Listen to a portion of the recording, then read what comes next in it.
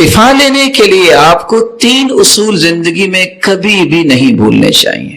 سب سے پہلا اصول، یقین بنانا پڑے گا میں دنیا کے سارے ڈاکٹرز اکٹھے کر لوں، دنیا جہان کی قیمتی سے قیمتی دوائی لے لوں، علاج کروا لوں، شفا کس کے ہاتھ؟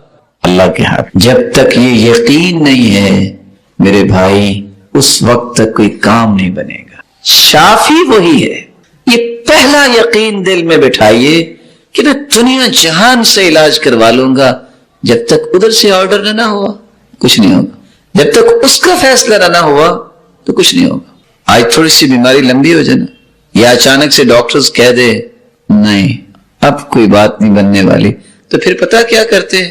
ابھی وہ بیچارہ 4 روپے بھی پڑا ہوتا ہے، کہتے ڈاکٹرز نے تو جواب دے دیا ہے، اب ہو سکتا ہے شام تک، یا چلو شاید 2 دن نکال لے۔ اور مجھے اس وقت حیرت ہوتی ہے جب کوئی محترم بھائی کال کرتا ہے، کہتا جی ڈاکٹرز کہہ رہے ہیں اگر آپ نے وینٹیلیٹر پہ ہے اس وقت مریض، اگر وینٹیلیٹر آف کروا دیا اس کی ڈیتھ ہو جائے گی۔ سبحان اللہ، یعنی آپ کی وینٹیلیٹر کی روح پکڑ کے رکھی ہے کیا؟ یہ کس قدر عجیب بات ہے۔ جو سانس اس کے باقی ہیں وہ باقی ہیں، دنیا کی کوئی طاقت ان سانسوں کو بچا نہیں سکتی، اور اگر بچ گئے ہیں تو دنیا کی کوئی طاقت ان کو ختم نہیں کر سکتی۔ اس لیے یقین کر لیجئے شفا کا مالک اللہ ہے۔ اس لیے جب بھی شفا چاہیے تو رخ کس کی طرف کریں؟ اللہ کی طرف کریں۔ دوسرا اصول جو کبھی نہیں بھولنا چاہیے، دنیا کے اندر کوئی ایسی بیماری نہیں آئی جس کا اللہ نے علاج نہیں اتارا۔ آج آپ سوچ رہے ہوں گے جی کہاں ہے علاج کینسر کا، کہاں ہے علاج شوگر کا؟ حدیث سنیے، اسامہ بن شریک کہتے ہیں میں اللہ کے رسول صلی اللہ علیہ وسلم کے پاس آیا، صحابہ بیٹھے ہوئے تھے، اس طرح بیٹھے تھے جیسے ان کے سروں پہ پرندے بیٹھے ہیں، انہماک کے ساتھ، دائیں بائیں التفات نہیں کرتے تھے۔ میں نے سلام کہا، پھر میں بیٹھ گیا۔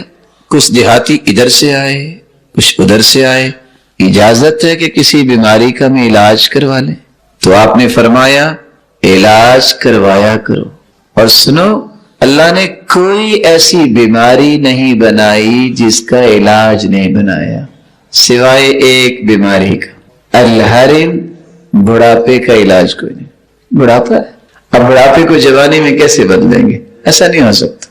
اس لیے کہتے ہیں لوگ کاش جوانی واپس آ جائے، کاش یہ جوانی بکتی ہوتی۔ کہنے والا کہتے ہیں میں خرید ہی لیتا لیکن نہیں بکتی۔ دنیا میں کوئی ایسی بیماری نہیں آئی جس کی اللہ نے دوائی اور علاج نہ اتارا ہو۔ جو سمجھ لیتا ہے، جس کے پاس علم ہے وہ علاج کر لیتا ہے، جو جاہل ہے وہ علاج نہیں کر سکتا۔ اچھے ڈاکٹرز کی نشانی یہ ہوتی ہے نا، ڈائیگنوز کرتا ہے، مختلف قسم کی رپورٹس لیتا ہے، یہ اس کی سمجھداری کی بات ہے۔ اور جو بادشاہ قسم کے ڈاکٹر ہوتے ہیں، ہاتھ رکھا پتہ نہیں کیا ان کو ملا، 9-10 گولیاں ڈالی رنگ برنگی، اور ذہن میں کیا ہوتا ہے کوئی تو اثر کرے گی نا۔ وہ اثر کیسا ہوتا ہے؟ وہ قبرستان کی آبادی بڑھ جاتی ہے۔ جو جان لیتا ہے علاج کر لیتا ہے۔ تو یہ بات دوسرا اصول طے ہو گیا کہ دنیا میں کوئی بیماری لا علاج نہیں۔ جب ہم یہ سمجھ لیتے ہیں نا کہ لا علاج نہیں ہے تو پھر ہم کوشش بھی کرتے ہیں۔ جب ہم کہتے ہیں نا بس ڈاکٹر صاحب نے کہہ دیا ہے اب تو گنجائش کوئی نہیں ہے، اور میں آپ کو ریالٹی بتا رہا ہوں، انسان کو ویسے بھی ریئلسٹک ہونا چاہیے کہ حقیقت کیا ہے۔ اور ڈاکٹرز کیا کہتے ہیں؟ اب امید نہیں۔ 18 سال اگر بات مان لی جائے لکھنے والوں کی، سیدنا ایوب علیہ السلام بیمار رہے، اگر ان کو اللہ شفا دے سکتا ہے تو 18 دنوں کے بعد نہیں دے سکتا؟ کیوں جی؟ دے سکتا ہے۔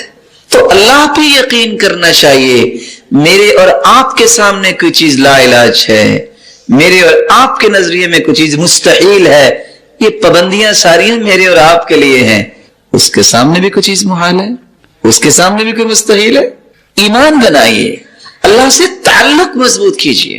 تیسرا اصول، علاج ضرور کروائیں لیکن حرام چیز سے علاج کروانا جائز نہیں ہے۔ ان اللہ حیث خلق الداء خلق الدواء فتداووا ولا تتداووا بحرام۔ اللہ نے جہاں بیماری اتاری ہے نا، اس کا علاج بھی اتارا ہے. علاج کروایا کرو، یہ سنت ہے، لیکن حرام چیز سے علاج نہ کروایا کرو. بلکہ رسول اللہ صلی اللہ علیہ وآلہ وسلم کے پاس طارق بن سوید الجعفی آئے اور آ کے کہتے ہیں شراب کے بارے میں کیا خیال ہے؟ کہا حرام ہے. کہا میں تو دوائی میں ڈالتا ہوں. صحیح مسلم کی روایت ہے 1984. سنو، یہ شراب تو خود بیماری ہے، یہ دوائی نہیں ہے. اور ایک شخص نے آ کے یہ کہا جیسے آج لوگ بھی کہتے ہیں بس یہ ذرا حقہ لے لیتے ہیں، کھانا ہضم ہو جاتا ہے. روایت کہتی ہے ضحاک بن مزاحم بیان کرتے ہیں یہ نبیذ کی شراب تم کیوں پیتے ہو؟ کہتے ہیں ہاضمے کے لیے اچھی ہے، کھانا ذرا ہضم ہو جاتا ہے. دیکھنا شاید کھانا اتنا ہضم نہ ہوئے، تمہاری عقل اور تمہارا دین زیادہ ہضم ہو جائے. یہ نہیں ہو سکتا، کیونکہ حدیث کہتی ہے ان اللہ لم يجعل شفاء امتی فيما حرم علیکم. اللہ تعالیٰ نے اس چیز میں شفا رکھی ہی نہیں ہے جس کو حرام کر دیا ہے. اب آپ کہو کہ چمگادڑ کا جو سوپ پیا جائے اور کہے کہ شفا مل جائے، یہ کہاں سے آیا کرونا؟ کبھی آپ سوچ سکتے ہیں یہ بھی گوشت ہے، یہ بھی گوشت ہے. اب مینڈک جو کھائے اور کہے کہ میں صحت مند رہوں، کیسے رہے گا؟ یہ اللہ کے فیصلے ہیں.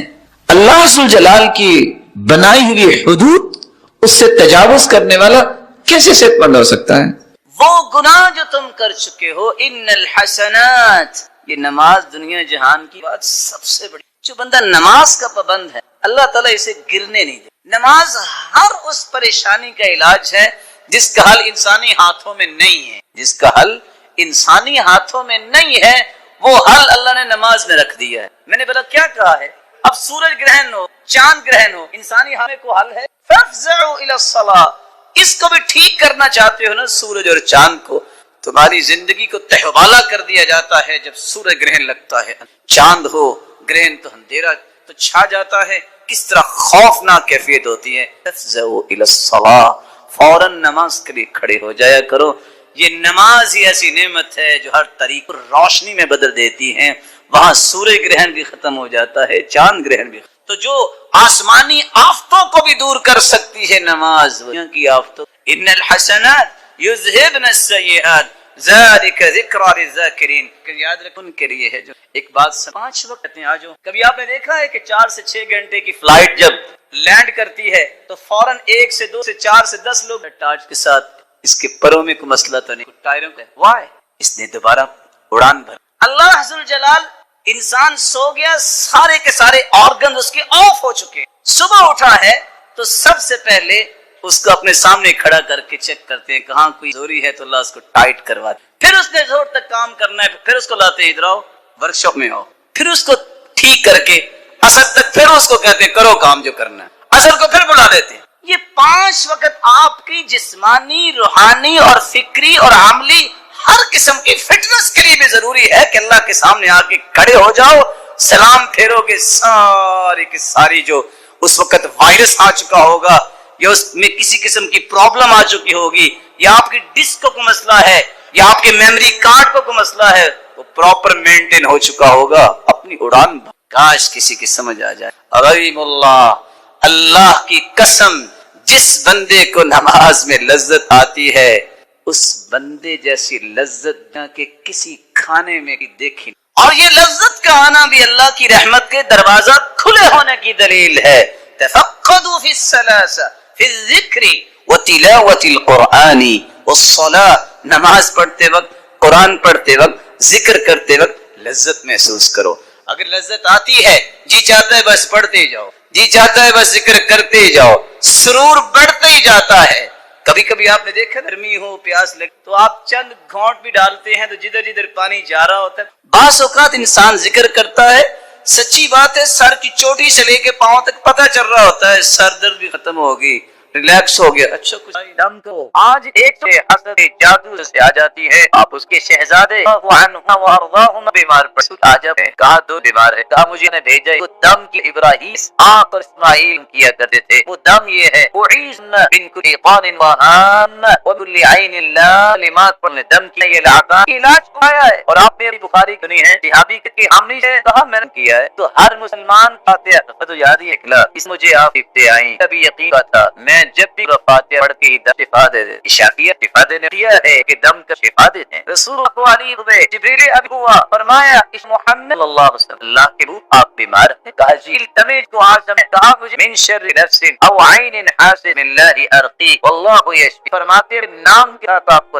من کل شیء ہر سے جو آپ کو ہے، من شر ہر جان شرارت سے، او عین حاسد سے حاسد کی نظر بھی ہے، بسم اللہ واللہ یشفی اللہ کا نام لے کرتا ہوں اللہ آپ کو شفا دے، اللہ علیہ وآلہ وسلم سکھاتے ہیں کہ آپ نہ کرو بلکہ دیا امر اللہ صلی اللہ علیہ وسلم المعوذ صلاۃ کے بعد الاعوذ اور سیدہ عائشہ اللہ تعالی عنہ فرماتی ہے جب نازل ہوئی بیمار ہونے آپ کو، اور آپ غور کر 11 آیتیں ہیں، آپ صلی جب جادو کیا بن عاصم یہود انہوں نے آگے کی اللہ جلال کی بن عاصم نے جادو کے 11 سے لگا کے زروان نامے کے اندر درمیان گابے میں سیدنا علی رضی اللہ تعالی عنہ کو بھیج کے منگوایا، 11 ہی آیتیں نکالتے ایک آیت پڑھ میں دوبارہ وہ، اور میں آپ سے ادبن گزارش یہ ہر نماز ٹوٹتے پڑے اللہ نر جادو کی حفاظت، جب بھی کے پاس کیا جاتا یا کوئی تو آپ عیادت ہے تو آپ صلی اللہ علیہ وآلہ وسلم دم کی دعا دیا کرتے، اور دعا یہ تھی اذهب واشفي شافي شفاء الا شفاء شفاء لا يرسقم اذهب رب کے پالنے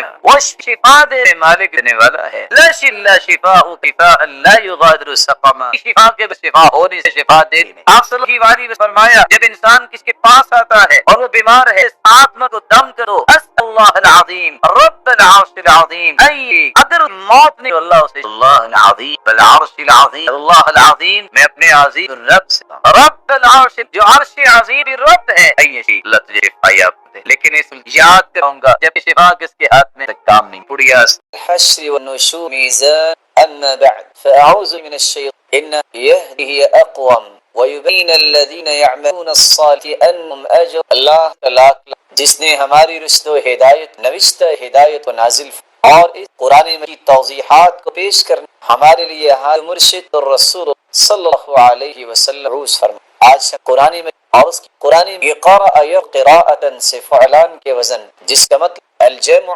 والضم والاجتماع، کسی چیز کو جمع کسی چیز کو قرآن مجید، اسی لیے کہ اللہ رب سابق الہام فنون کو اس میں قرآن مجید اس لیے کہتے کہ اللہ تمام صحیح قصص کو اللہ رب اس قرآن صحیح قصوں قرآن مجید اس لیے کہ اس میں انسانیات ایک انسان اگر دستور حیات بن تو اس کی تمام تو پورا کرنے کا علم اللہ نے اس قرآن میں بلکہ اس پر قرآن مجید اس لیے کہ اللہ رب اس پاک کلام عالم اسلامیہ کو جمع کیا جا سکتا، اگر کیا جائے تو قرآن مجید، کیونکہ قرآن میں کوئی اختلاف نہیں، اور جو شخص قرآن میں اختلاف کرتا ہے ہر تو اس کے ایمان سے اختلاف ہو جائے۔ اللہ اس قرآن کے اوصاف بہت ارشاد ربانی اس ذکر اور اس کی حفاظت ذمہ داری بھی یہ ایسا آفاقی جس شخص کو یہ نصیب ہو اللہ رب تذکرے میں پھیلا دیتے، یہ کتاب ہدایت ارشاد ربانی ہے۔ الف لام میم تلک آیات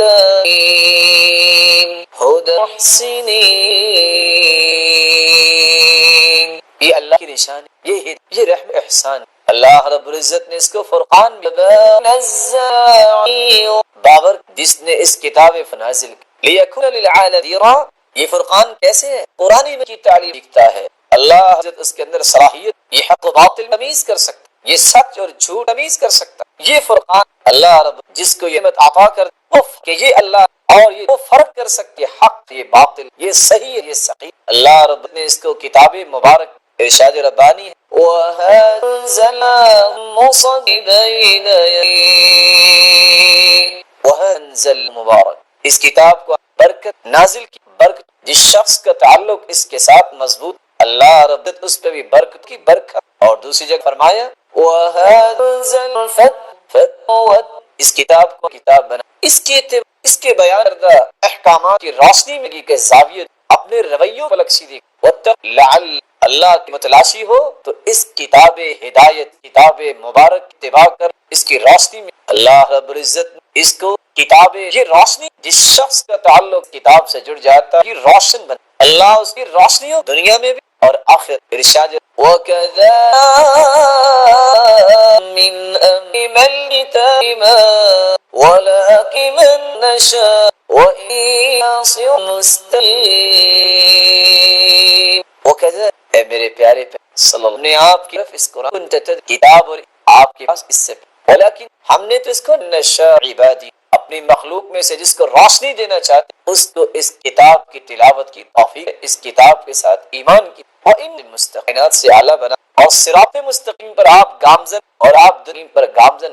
یہ کتاب ہدایت، یہ کتاب فرقان، یہ کتاب مبارک، یہ کتاب، اس کے بارے میں اللہ کے صلی اللہ علیہ وسلم فرمایا من قرأ فله حسنة والحسنة بعشر لا حرف بل ألف ولام ومیم